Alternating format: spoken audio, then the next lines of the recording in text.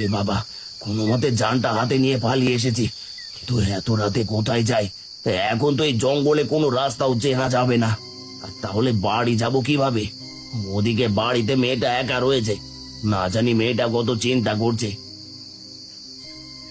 ওই তো ওখানে আলো দেখা যাচ্ছে, আর তার মানে ওখানে মানুষ আছে।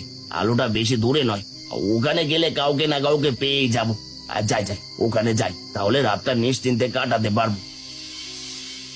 এত রাত হয়ে গেল, বাবা তো এখনো এলো না। কখনো তো এত রাত করেননি। বাবা কোনো বিপদে পড়লো না তো? বাবার কিছু হলে একাই জঙ্গলে কিভাবে থাকবো? হে আল্লাহ, তুমি আমার বাবাকে সুস্থ রেখো।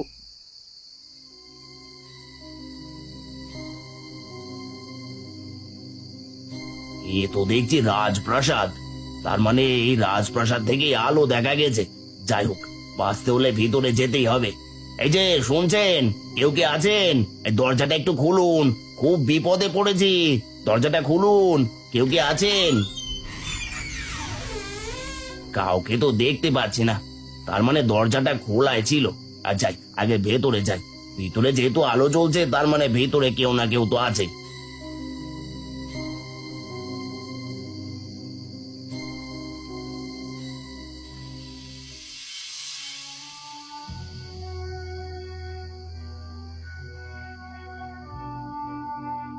এ তো দেখছি পরিত্যক্ত রাজমহল, তার মানে এখানে কোনো রাজা থাকে না, শুধু এই সাধু বাবা থাকে।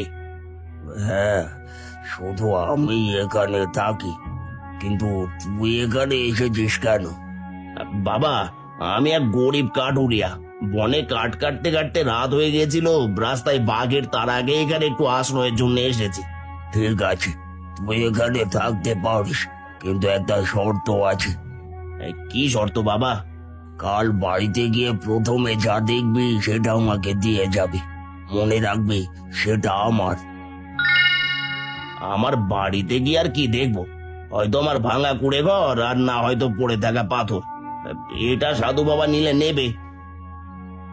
ঠিক আছে সাধু বাবা, আমি আপনার শর্তে রাজি। আর তবু আজকের রাতটা আমাকে এখানে থাকতে দিন।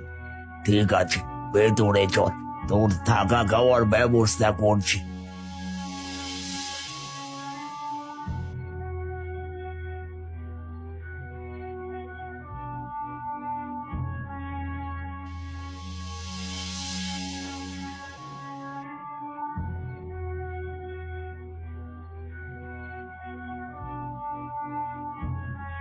এইগুলো খেয়ে আজকে রাতটা এখানে কাটিয়ে সকাল হলে সোজা বাড়ি চলে যাবে। কাল বাড়িতে গিয়ে প্রথমে যা দেখবি সেটাই আমাকে দিয়ে যাবে, তা না হলে সেই জিনিস অভিশপ্ত হয়ে যাবে। ঠিক আছে সাধু বাবা।